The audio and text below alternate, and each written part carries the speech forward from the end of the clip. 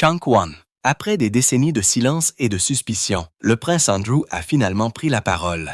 Et ce qu'il a révélé pourrait bien défaire la monarchie elle-même. Dans une confession divulguée, Andrew affirme que la mort de la princesse Diana n'était pas un tragique accident, mais une opération soigneusement planifiée. Il cite des noms, suggère des motifs et accuse des initiés de la famille royale d'avoir orchestré l'accident fatal. Ce n'était pas aléatoire. C'était de la précision, dit-il. Ces paroles ont plongé Buckingham Palace dans une crise totale. Alors que Camilla se retire de la vie publique et que Charles panique prétendument à huis clos, la vérité longtemps enfouie est en train d'éclater. Et maintenant, la plus grande dissimulation royale de l'histoire pourrait enfin être révélée. Ouverture à froid, Andrew brise le silence. Cela a commencé par un murmure, puis a explosé en une tempête. Le prince Andrew, longtemps considéré comme un membre de la famille royale ternie, vient de mettre le feu le plus dangereux à la monarchie. Lors de ce qui était censé être un moment hors antenne, les paroles privées d'Andrew ont été capturées, divulguées et diffusées au monde entier. La vérité sur la mort de Diana n'a jamais été racontée. Et maintenant, Buckingham Palace se démène pour contenir les retombées. La fuite est venue d'un rassemblement informel où Andrew, dans un rare moment d'abandon, a commencé à parler de la seule tragédie royale qui ne s'est jamais cicatrisée. Des sources disent que sa voix était basse, mais ses mots étaient clairs comme de l'eau de roche. Il a cité des noms, laissant entendre que quelqu'un à l'intérieur du système royal avait joué un rôle dans le destin de Diana. Pas seulement de la négligence, pas seulement de la malchance, mais de l'orchestration. Il n'a pas mâché ses mots. Andrew aurait dit qu'il en avait assez de protéger la famille. La même institution qui s'est distancée de lui est maintenant confrontée à une trahison de l'intérieur. « J'ai gardé leur secret assez longtemps », a-t-il confié à un confident. « Et je ne suis plus lié par la loyauté familiale. » Une fois l'enregistrement divulgué à certains 100 médias, la panique a éclaté derrière les murs du palais. Réunion de crise, blackout médiatique, relations publiques en alerte rouge. Mais il était déjà trop tard. Les mots étaient sortis. Et pour la première fois en 26 ans, quelqu'un de l'intérieur du cercle royal a entrouvert la porte à la vérité. Était-ce de la vengeance? Était-ce de la culpabilité? Chunk 2. Ou autre chose entièrement. Quel que soit le motif, une chose est certaine. Andrew n'a plus rien à perdre, et Buckingham Palace a tout à cacher. La menace de Diana pour la couronne. Avant l'accident, avant les théories du complot, il y avait Diana, rayonnante, indépendante et inarrêtable. Et c'est là, selon le prince Andrew, que résidait le problème. Dans sa révélation choquante, il a brossé un tableau que peu osaient admettre. Diana n'était pas seulement aimée, elle était redoutée. Selon Andrew, l'establishment royal considérait la popularité croissante de Diana non pas comme une victoire, mais comme un dangereux déséquilibre des pouvoirs. Elle prévoyait une campagne humanitaire mondiale d'une ampleur massive, couvrant des continents qui l'auraient ramené à la une de tous les journaux, sur tous les écrans d'information, sur toutes les scènes mondiales. Trop grande, trop audacieuse, trop indépendante. Andrew aurait dit qu'elle était déjà la princesse du peuple et le public l'adorait. Mais pour certains, au sein de la firme, cette image était une menace, surtout pour Camilla. Camilla n'attendait pas seulement dans les coulisses. On la préparait à se présenter. Mais comment pouvait-elle se mettre sous les projecteurs alors que Diana les avait déjà accaparés pour toujours? Andrew a révélé que Camilla avait un jour fait une remarque glaçante à ses assistants. Elle sera toujours le problème à moins qu'elle ne disparaisse. Une phrase que certains ont rejetée à l'époque comme des commérages de palais. Mais maintenant, elle ressemble à un avertissement. Le palais, dit-il, ne tolère pas le chaos. Et Diana était le chaos incarné. Il ne s'agissait pas seulement de jalousie. Il s'agissait de contrôle.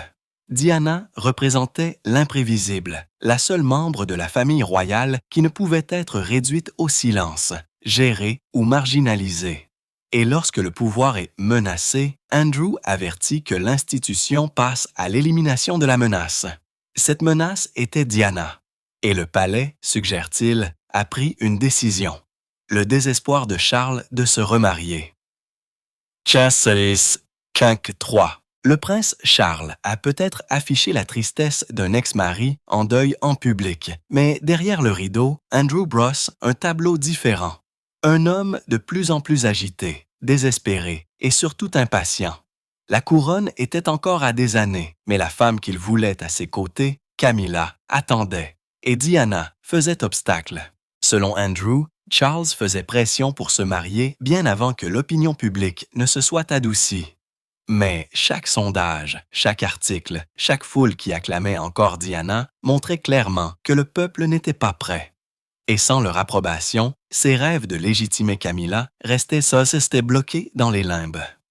Andrew confirme l'existence de l'être privé de Charles exprimant frustration, amertume et même ressentiment. Dans une note, Charles aurait écrit « Cela ne peut plus durer, il doit y avoir un moyen ». Et bien que cela puisse être interprété comme du stress, cela pourrait aussi être quelque chose de bien plus inquiétant. Il a également révélé que Camilla elle-même faisait de fortes pressions en coulisses.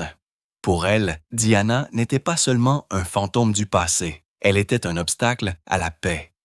Et dans les cercles du palais, la paix passe généralement par le silence.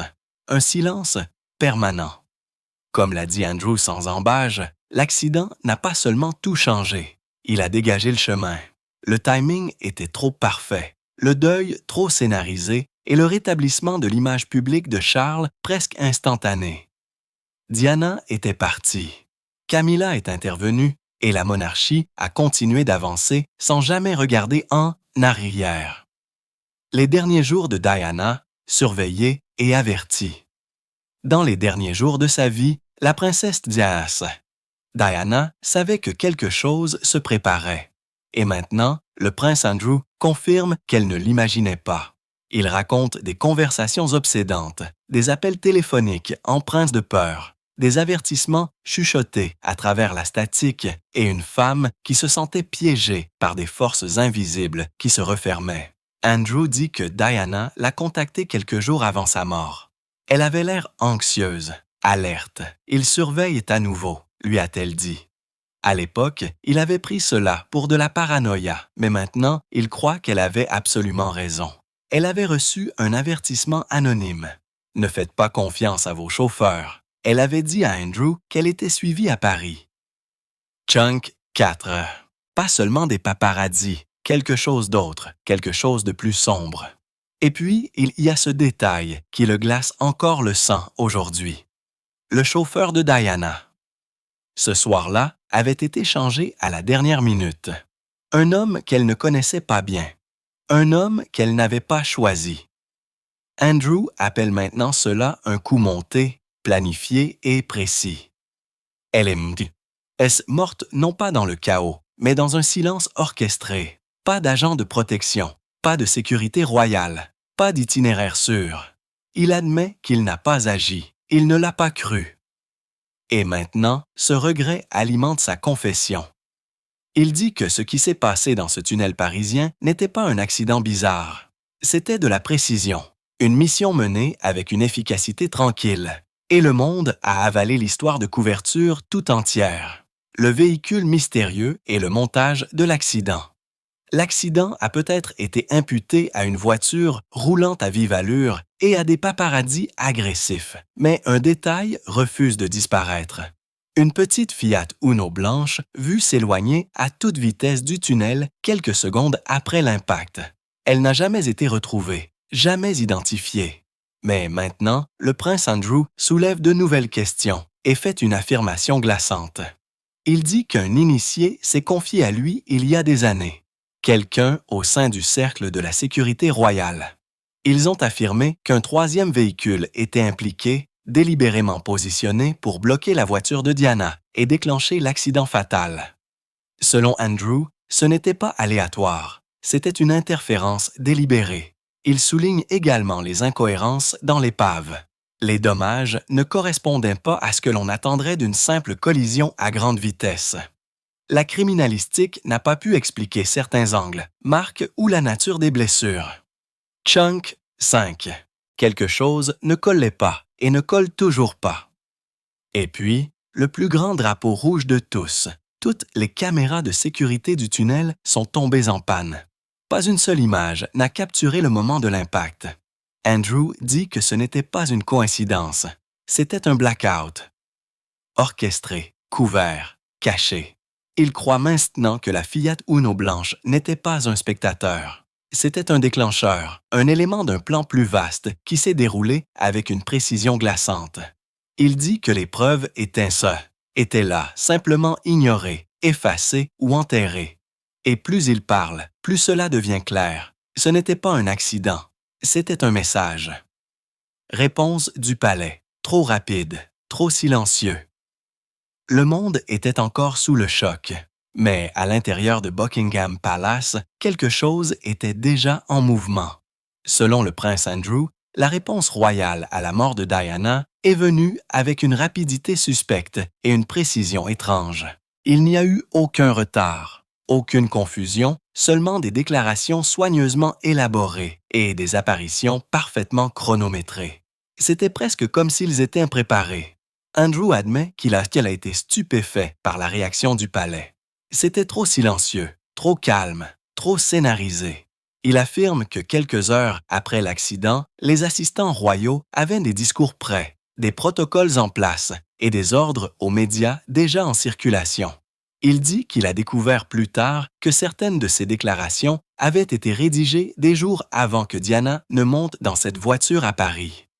La question l'a frappé comme un coup de tonnerre. Pourquoi se préparer à une tragédie qui n'était pas encore arrivée, à moins que quelqu'un ne sache qu'elle allait arriver? Encore plus troublant, Andrew dit qu'il a remarqué comment le profil public de Camilla a grimpé en flèche immédiatement après les funérailles. Des photos d'elle souriant doucement, des rumeurs d'une réconciliation discrète avec le public. La machine à remonter le temps s'est mise en marche et, en peu de temps, Camilla a été rebaptisée victime d'elle-même. Non pas comme la femme qui a brisé un mariage, mais comme quelqu'un lésé par le destin. Chunk 6. Andrew dit que le vrai silence ce jour-là ne venait pas du deuil. Il venait du soulagement. Il se souvient avoir regardé Charles et avoir pensé qu'il n'avait pas l'air brisé. Il avait l'air résolu. C'était subtil, mais indéniable. Et maintenant, des décennies plus tard, la conclusion d'Andrew est glaçante. Le palais n'a pas seulement réagi, il était prêt, trop prêt. Et cette préparation pourrait être le plus grand indice de tous. Les prétendues manœuvres stratégiques de Camilla. Derrière chaque grand changement dans l'histoire royale, il y a souvent une main invisible. Selon le prince Andrew, cette main appartenait à Camilla. La femme que le public considérait autrefois comme l'autre femme était, selon les mots d'Andrew, une stratège, prudente et calculant toujours son prochain mouvement. Andrew affirme que Camilla n'était pas qu'une passagère dans les ambitions royales de Charles. Elle était une copilote. Après la mort de Diana, son influence derrière les murs du palais a augmenté rapidement. Camilla savait qu'elle devait remodeler son image, et vite. Diana étant partie, les yeux du monde étaient rivés sur elle, et elle a joué le rôle à la perfection. Selon Andrew, elle a utilisé ses contacts avec les médias de manière magistrale, s'assurant que des articles élogieux, des photos adoucies et des apparitions soigneusement chronométrées ont commencé à remplacer la suspicion du public par de la sympathie.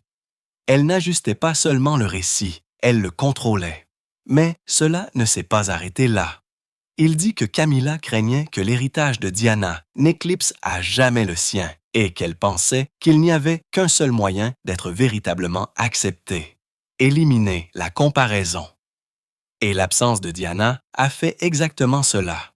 Un haut fonctionnaire royal a même laissé entendre que Camilla considérait les funérailles des Alice de Diana non pas comme une fin, mais comme un début. Andrew ne l'accuse pas d'implication directe, mais il précise que son ascension n'était pas un accident. Elle a été planifiée tranquillement, avec soin et, selon Andrew, construite sur le silence laissé par une princesse qui n'était plus là pour parler en son nom.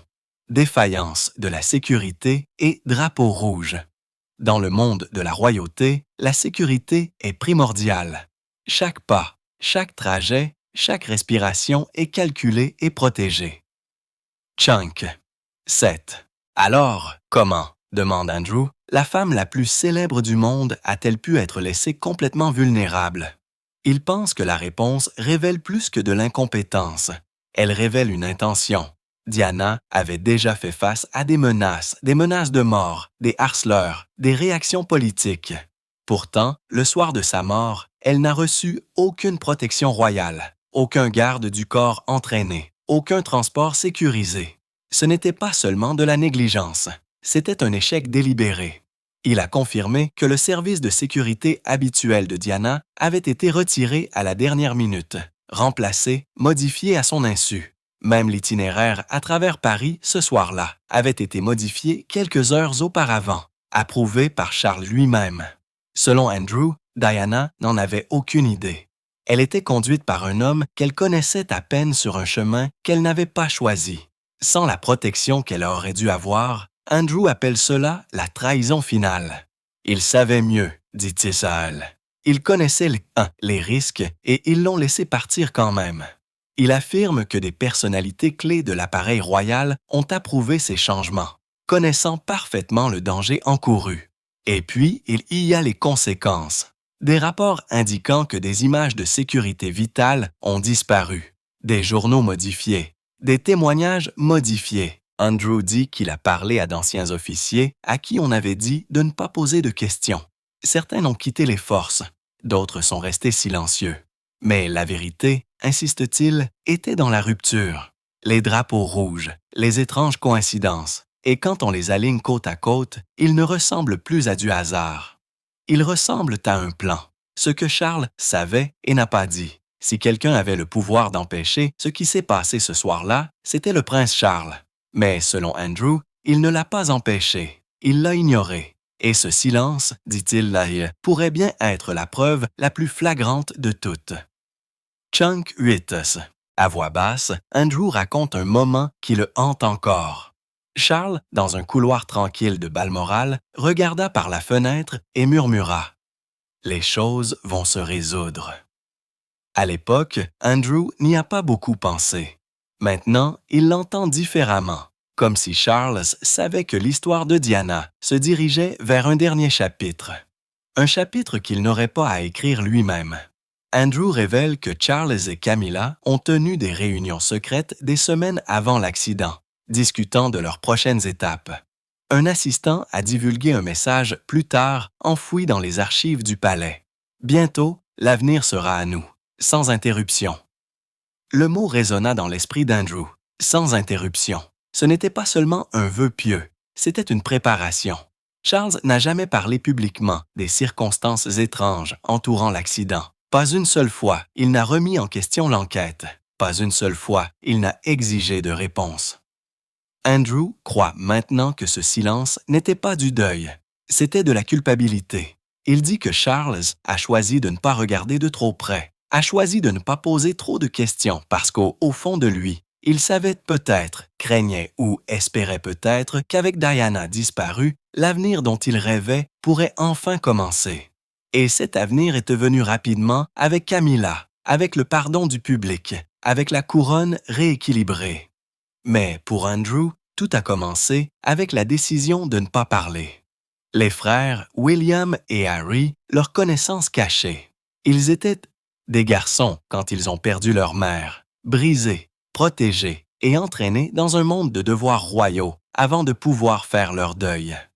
Mais, selon le prince Andrew, William et Harry ont toujours su qu'il y avait plus dans l'histoire. Ils n'étaient tout simplement pas autorisés à le dire. Andrew affirme que les deux princes ont été tenus dans l'ignorance pendant l'enquête, ne recevant que des rapports édulcorés, dépouillés de détails réels. William, l'héritier, était particulièrement protégé. Mais Andrew dit qu'il a remarqué quelque chose. William a commencé à poser des questions. Pourquoi Diana était-elle seule? Pourquoi n'était-elle pas protégée? Pourquoi les caméras du tunnel sont-elles tombées en panne? Chunk 9. Ces questions n'ont jamais eu de réponse. Elles ont été éludées. Et au fil des années, les deux frères ont gardé leurs doutes en silence, mais pas complètement. Harry, dans ses mémoires, s'en est approché, faisant allusion à des ombres et à des vérités non dites. Il s'est arrêté avant d'accuser quiconque directement, mais Andrew pense que c'était intentionnel. Il sait qu'ils le font tous les deux. Andrew a dit qu'ils ne peuvent tout simplement pas le dire. Pas encore. Il décrit des moments privés où William lisait de vieilles lettres de Diana et sombrait dans un profond silence. Des moments où Harry confrontait des fonctionnaires du palais pour s'entendre dire de laisser le passé reposer. Andrew croit qu'ils ont conclu un pacte pour protéger la vérité jusqu'à ce que le moment soit venu. Et ce moment, avertit-il, pourrait bientôt arriver.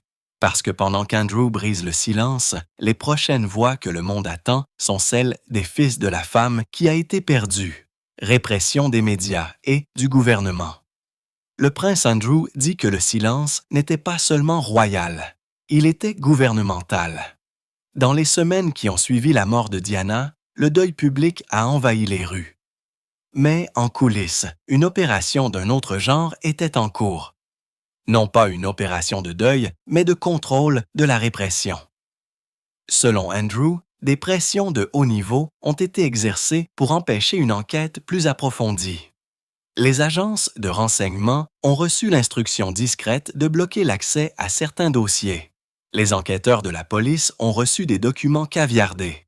Des sections entières ont été noircies, même pour les détectives principaux et les journalistes.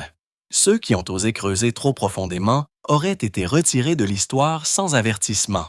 Certains ont été réaffectés, d'autres ont simplement disparu des feux de la rampe médiatique. Andrew dit qu'il l'a vu lui-même.